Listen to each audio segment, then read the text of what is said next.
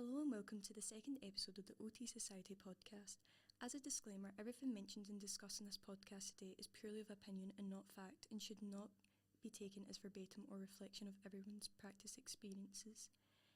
This podcast is intended to give OT students a better idea of the different areas of practice that are available in the world of occupational therapy. If anything that is discussed today upsets or disturbs you, please find the resources attached to the page or contact us at otsociety@gcustudents.co.uk.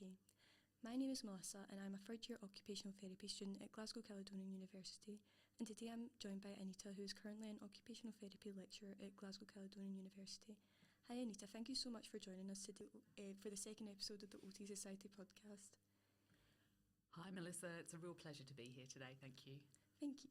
So before we start, Anita, do you consent to this podcast being put on our YouTube and our Spotify platforms? Yep, that's absolutely fine. Okay, so what has been your OT journey so far? Yeah, it's been a really rich and diverse journey. So I've been an OT for 30 years, which just has flown by. And I started my OT journey in Australia, where I did my training, and I'll be talking about an Australian experience today, but from a little bit later in my career.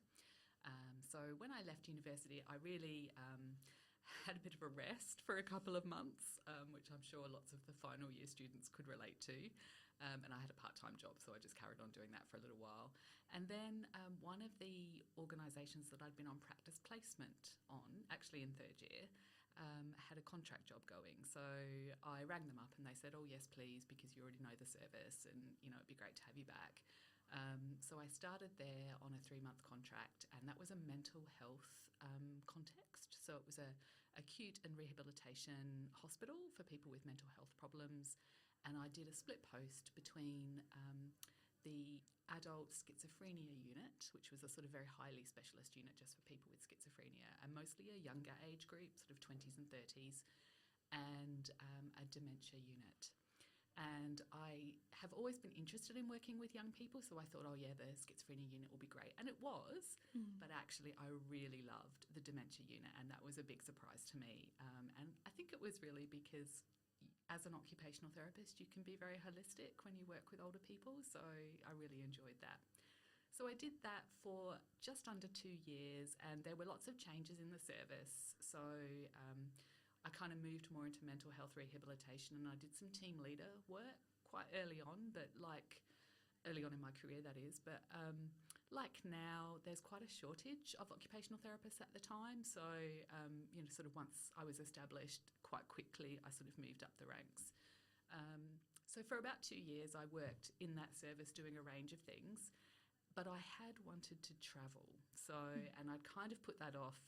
In the days when I was at university, it wasn't common to do a gap year between school and university because mostly people didn't have the time or resources to do that. But it was quite common to try to do some travel after university when you had your profession.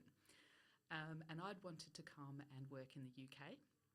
This was the 90s, and the UK was like the coolest place on the planet at the time. It was kind of, cool Britannia. And so my best friend and I handed in our notice in our jobs, packed up our rucksacks, got on a flight and got ourselves to the UK.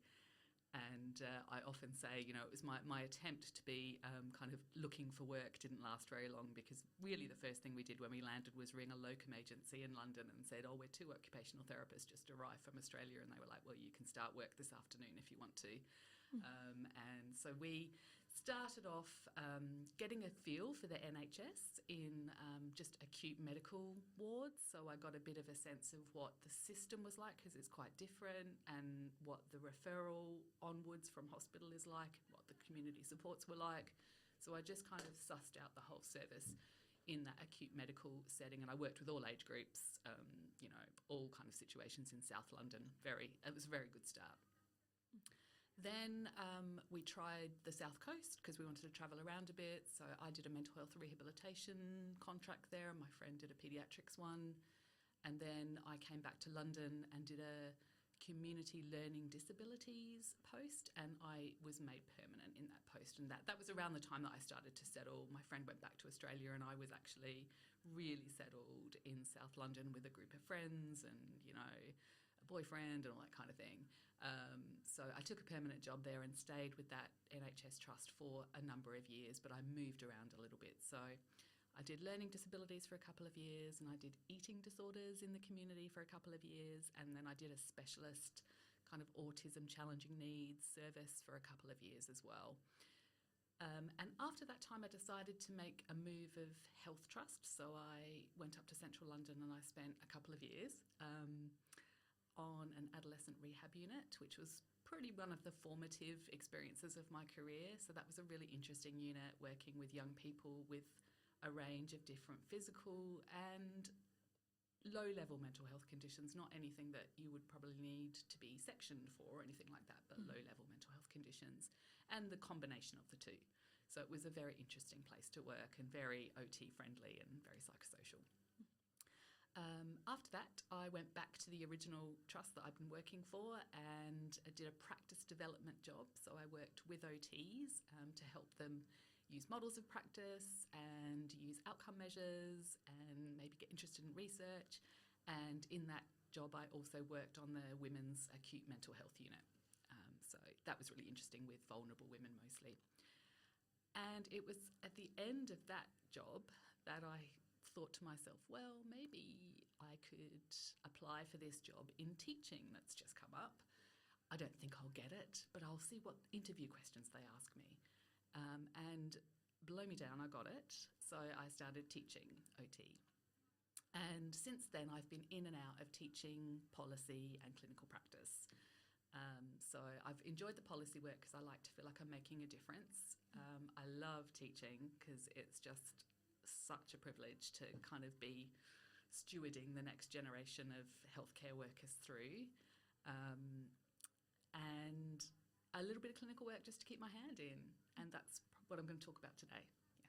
That sounds like such a vast, interesting experience of your OT journey. It sounds so great.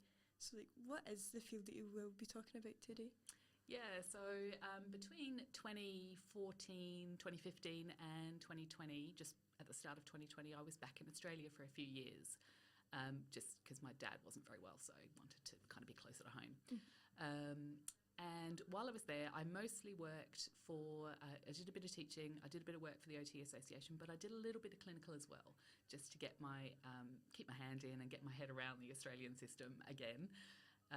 And so I'm going to talk about community physical, so sort of primary care, community physical OT. So what made you want to do this you kind of mentioned there what made you want to do it, but what kind of drew you to it in particular? It was kind of a chance meeting. So I was at some sort of healthcare workshop breakfast type thing, and I met some people from the service who said they were looking for some part-time OTs, and I only had part-time hours available because I worked elsewhere part-time. So I thought, well, that would be quite good. So I had a meeting with them, and it sounded good in terms of what the experience that I wanted to get, in terms of the experience I wanted to get. So Australia has, I'll just bore everybody by talking about the Australia's healthcare structure, but the job doesn't really make sense unless I do. So Australia doesn't have the same healthcare structure as the UK. It's probably more similar to any listeners who might be from Ireland, possibly Canada. So it's probably a little bit more similar to that, where there's a basic public healthcare service, so your basic needs are met. But most services are provided through an insurance model. Right. So that's either you take out health insurance with like a big company like Bupa, and other ones are available, Mutual, Community, etc., Medibank, I better name three. So there's lots of different companies you can go to, and you can pay for a package of healthcare insurance to top up that public healthcare. But for some people who have long-term health conditions, there's a government-funded healthcare insurance scheme called the National Disability Insurance Scheme. And that was introduced during the period of time that I was working in Australia, and it was pretty confusing for everybody when it was first introduced. And I was working at the association, and I really wanted to be able to experience working in it so that I could give people really good advice about it. So the job I was doing was going to be partly just some public health community work, but also taking on service users who had the National Disability Insurance Scheme, and they had monies available that they could then utilise with the help of a care manager to employ allied health professionals and other supports to achieve their goals. So that's why I took the job, because it gave me that experience. Sounds really interesting. It's nice to hear like the different kind of models that healthcare uses in different countries and everything. It's quite interesting to kind of see, because it is very different from like the Scottish healthcare kind of system. So what was it like to work in the field that you worked in? Like, what was like a normal day for you? So I worked 2 days a week, which made it pretty busy. So I would come in and my diary would often be booked up by the administration service. So sometimes I would know that things would be in there, like things that I had booked in, but then gaps would tend to be booked up. So I would be doing a mix usually of initial assessments, some ongoing treatment, but that was more limited or more likely to be handed over to family assistants and other workers. I did sometimes do a bit of that, but not a whole lot. Or a check visit for after some equipment was put in, or an evaluation at the end of people's treatment. Yeah. So you kind of mentioned a bit of like the OT process there, but how was it like fully, if you go through it from beginning to end, how did that kind of look? Yeah. And this was a community post, so I was out visiting people in their homes as well, so it's probably worth saying that. So referrals would come in from, primarily I would probably say 80 to 90% of the time, from GPs. So they would refer people to our OT service, and we had probably across 3 sites maybe 15 OTs, something like that. And we covered an area of a large Australian city, so we covered the western area of one of Australia's bigger cities. So GPs would refer to us, so GPs who were working with people in that district, and occasionally we would get referrals in from other health professionals, but primarily it was GPs, so it was quite primary care. So it was usually around frailty and falls, or people struggling to maintain their independence at home. So that's what the GP referrals usually were. The other set of referrals we had were through the National Disability Insurance Scheme, and people who have the National Disability Insurance have a care manager, and so the referrals would have come from their key worker sort of care manager. Those people come from a range of different backgrounds, so some of them might have a health professional background, but some might not. And so we would find that sometimes, and certainly in the early days of that scheme, referral appropriateness depended on how much people actually knew about occupational therapy. So there was a really strong need within Australia at that time for us to really be quite vocal about what we did, so that the community understood. Yeah, I know, because a lot of people don't know what occupational therapy is. Totally. They say it to somebody like, what is that? So yeah, I can understand that there. Yeah, get used to explaining it for the rest of your life, Melissa. So you kind of mentioned there that the clients that you kind of see are kind of frailty and risks of falls. Are they kind of generically more older kind of adults? Yeah, so it did vary. So the GP referrals through the public system were largely, probably 75% of the time, people over 65, but there were some younger people. So obesity is actually a growing problem in Australia, surprisingly enough, despite the fact that it has a history of being quite sporty people. It has some of the highest obesity rates in the world now. So we had people who were really struggling with independence and managing at home, who were younger in the sort of working age, adult age group, with obesity, and also the insurance scheme people could be any age. So if they were under sort of 16, they would have been seen by paediatric services, but everybody sort of over 16 to 18 and up to 65 would have been seen by just a community OT service like ours. So we got a lot more referrals of working age adults and of late teenagers in transition into adult services. So I would probably say the caseload was sitting about half and half. Right, yeah. That is quite interesting. I wouldn't have thought that, as you said, because everybody kind of stereotypes like Australia to be quite sporty, like surfing and everything. So I would never have thought that, but it's like really interesting to know. So what are some of your highlights in working in this branch of OT? What I really loved about it, and it reminded me of my days on medical wards, is that there was lots of different conditions or issues that people had that was causing their issues with occupational performance. So there was, despite the work could sometimes be a little bit routine, because if it was sort of older people with a fall, you know, it's kind of, you know, but the reason for that was different for everybody.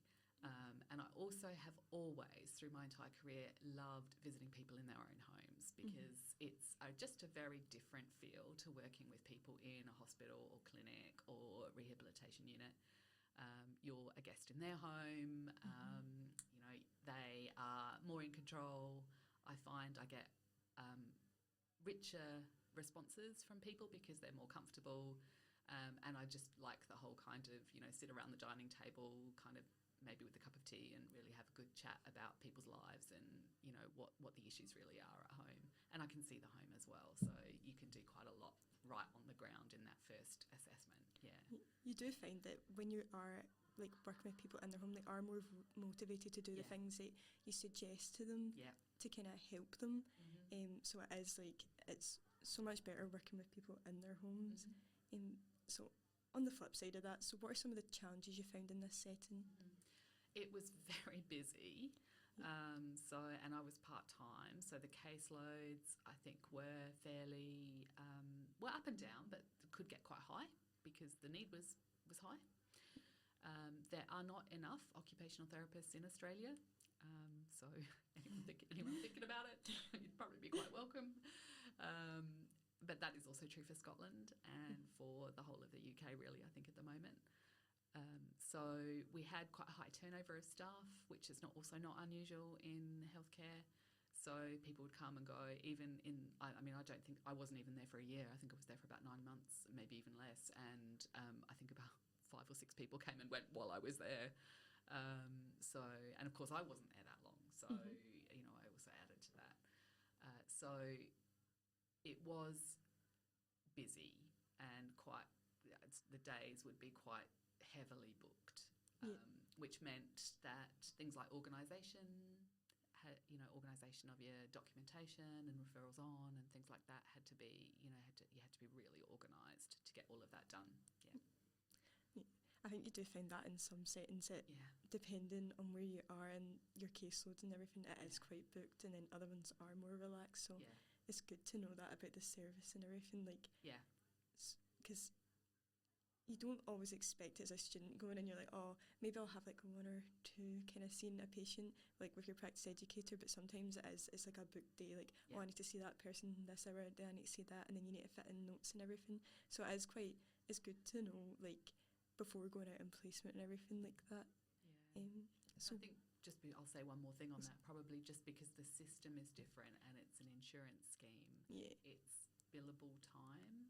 Oh, right. So, and that's probably one of the really big differences between being in a public health system like the NHS, where the clinician has a lot of control, relatively speaking, over what they're doing. And of course, services may say, you know, ideally you need to be seeing this many people or have this many people on your caseload or be getting through, you know, this many clients in a week or whatever.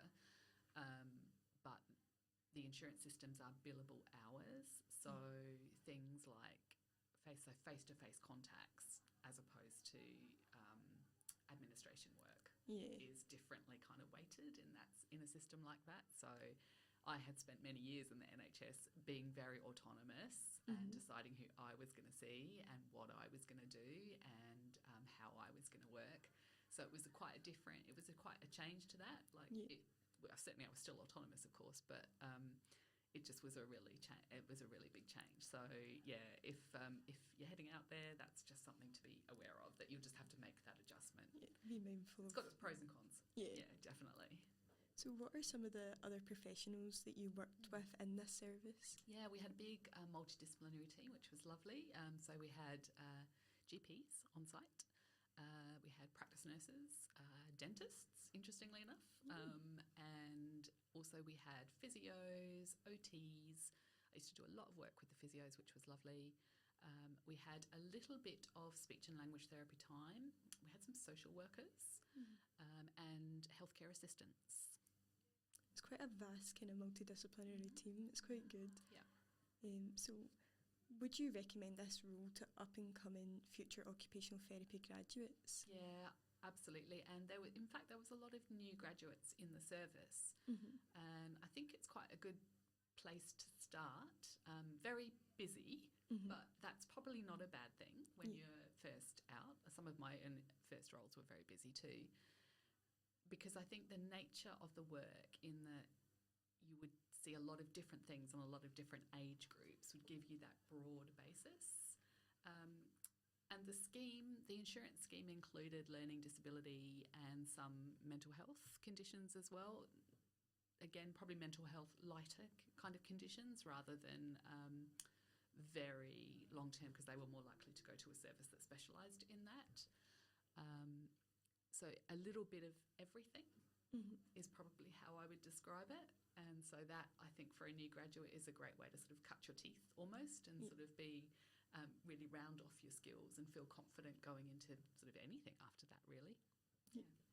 It does sound really good, doing it, because see, if you throw yourself into the deep end, you do come out better on the other side. Yeah. So it is quite good to do that kind of thing. There was good support available as well, and I think that's probably a key thing that I would say if anyone's heading out to Australia and going to start in a job that takes on NDIS caseloads.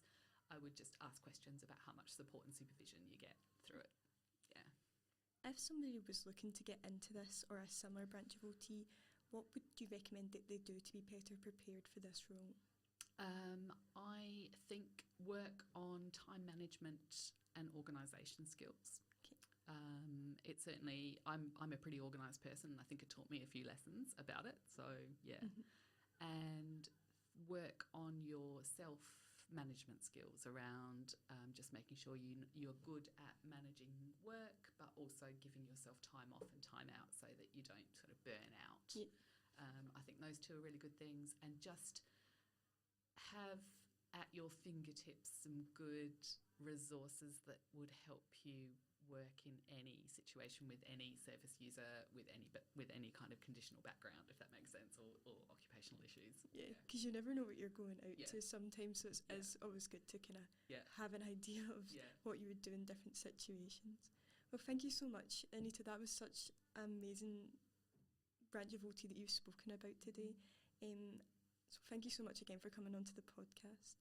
So as mentioned earlier, if you found any of the topics discussed today distressing or disturbing, please contact us at otsociety@gcustudents.co.uk or find the resources attached to the page. Thank you again.